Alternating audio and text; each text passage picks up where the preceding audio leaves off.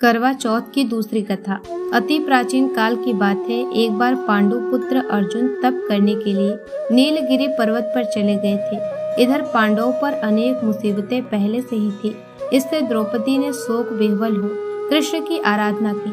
कृष्ण उपस्थित हुए और पूछा, कहो क्या कष्ट है तुम्हें? प्रभु, द्रौपदी ने हाथ जोड़कर कहा, मुझे क्या कष्ट है आप तो स्वयं जानते हैं।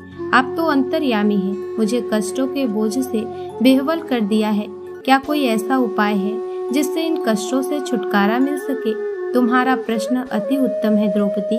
कृष्ण मुस्कुरा कर बोले, प्रभु फिर मुझ दुखी नारी का कष्ट दूर करने का उपाय बताइए। द्रौपदी ने पूछा। यही प्रश्न एक बार पार्वती जी ने शिव जी से कर दिया था। तब से शिव जी ने करवा चौथ का विधान बताया था। प्रभु फिर करवा चौथ की जानकारी मुझे भी दीजिए और उसकी कथा कहिए। तब कृष्ण ने एक पल सोचने के बाद कहा, दुख सुख जो सांसारिक माना जाता है, प्राणी उसमें सदा ही लिप्त रहता है। मैं तुम्हें अति उत्तम करवा चौथ व्रत की कथा सुनाता हूँ, इसे ध्यान से सुनो। प्राचीन काल में गुणी विद्वान धर्मपरायण एक ब्राह्मण रहता था। उसके 4 पुत्र तथा एक गुणवती सुशील पुत्री थी। पुत्री ने विवाहित होकर चतुर्थी का व्रत किया, किंतु चंद्रोदय से पूर्व ही उसे क्षुधा ने बाध्य कर दिया। इससे उसके स्नेही भाइयों ने छल से पीपल की आड़ में कृत्रिम चंद्रमा बनाकर दिखा दिया। लड़की ने अर्धदेह भोजन कर लिया। भोजन करते ही उसके पति की हृदय गति बंद हो गई। इससे दुखी हो उसने अन्न जल त्याग दिया। उसी रात्रि में इंद्राणी भू विचरण करने आई। ब्राह्मण पुत्री ने उससे अपने दुख का कारण पूछा। इंद्राणी ने बताया, तुम्हें करवा चौथ व्रत में चंद्र दर्शन से पूर्व भोजन कर लेने से यह कष्ट मिला है। तब उस लड़की ने अंजलि बांधकर विनय की कि इससे मुक्त होने का कोई उपाय बताइए। इस पर इंद्राणी ने कहा, यदि तुम विधि पूर्वक अगली करवा चौथ का व्रत करो तो तुम्हारे पति पुनर्जीवित हो जाएंगे। कन्या ने ऐसा करने का वचन दिया तो उसका पति स्वस्थ हो गया। इस पर उस कन्या ने वर्ष भर प्रत्येक चतुर्थी का व्रत किया और अनंत अखंड सुहाग प्राप्त किया। श्री कृष्ण ने कहा, हे द्रौपदी, यदि तुम इस व्रत को करोगी तो तुम्हारे सभी संकट टल जाएंगे। इस प्रकार द्रौपदी ने यह व्रत किया और पांडव सभी क्षेत्रों में विजयी हुए। इस प्रकार सौभाग्य, पुत्र पौत्रादि और धन धान्य की इच्छुक स्त्रियों को यह व्रत विधि पूर्वक करना चाहिए। इस व्रत में भगवान शंकर की आरती की जाती है। करवा चौथ की तीसरी कथा। एक ब्राह्मण परिवार में 7 बहुएं थी। 6 बहुएं के मायके वाले बहुत अमीर थे। इसी कारण ससुराल में उनका बड़ा मान था, परंतु छोटी के मायके में कोई न था। वह घर का सारा कामकाज करती, सबकी सेवा करती, पर कोई भी उससे प्यार नहीं करता। सभी दुत्कारते रहते। तीज त्योहारों पर भी जब उसके मायके से कोई न आता तो वह बहुत दुखी होती। हर वर्ष की तरह इस वर्ष भी करवा चौथ का व्रत आया। अन्य बहुओं के मायके से उनके छोटे भाई करवा लेकर आए, पर छोटी के मायके में यदि कोई होता तो करवा भी लाता। सास भी छोटी को ही खरी खोटी सुना रही थी। वह दुखी हो घर से निकल पड़ी और जंगल में जाकर रोने लगी। एक नाग बहुत देर से उसका रोना सुनता रहा। अंत में वह अपने बिल से निकलकर आया और छोटी बहू से पूछने लगा, बेटी क्या बात है, तुम रो क्यों रही हो?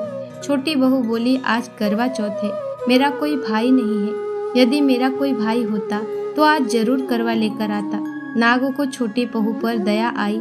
नाग ने कहा, बेटी तुम घर चलो, मैं अभी करवा लेकर आता हूँ। थोड़ी देर बाद नाग ससुराल पहुँचा। ससुराल वाले इतना सामान देखकर चकित हो गए। सास भी प्रसन्न हो गई।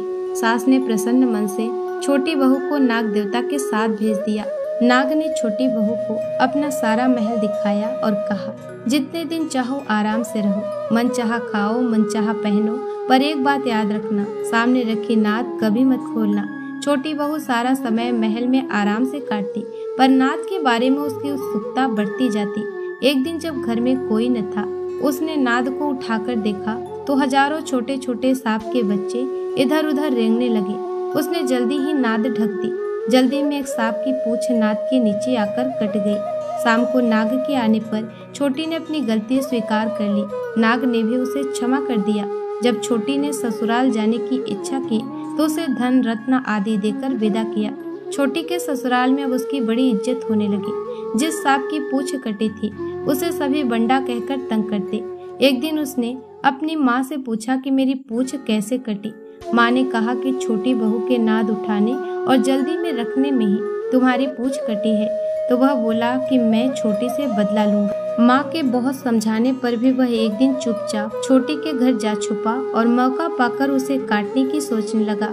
वहाँ छोटी बहू और उसकी सास में किसी बात पर बहस हो रही थी, तो छोटी कसम खा खा कर कह रही थी कि मैंने ऐसा नहीं किया है। वह कह रही थी कि मुझे बंडा भैया से प्यारा कोई नहीं है, उन्हीं की कसम खाकर कहती हूँ कि मैंने ऐसा नहीं किया।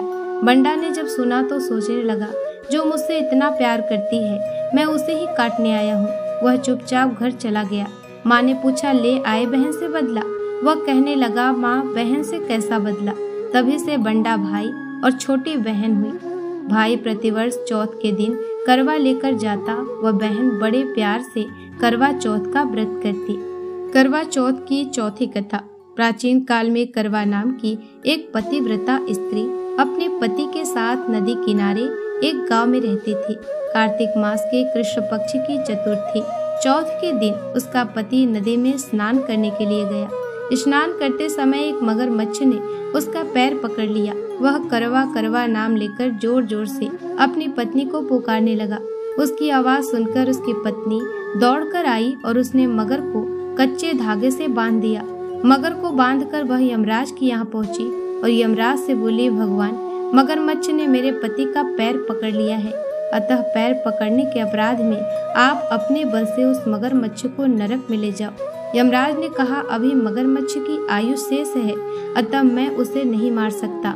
इस पर करवा ने कहा, यदि आप ऐसा नहीं करोगे तो मैं आपको श्राप देकर नष्ट कर दूंगी। यह सुनकर यमराज डर गए और उस पतिव्रता स्त्री करवा के साथ जाकर मगरमच्छ को उन्होंने यमपुरी भेज दिया और करवा के पति को दीर्घायु प्रदान की।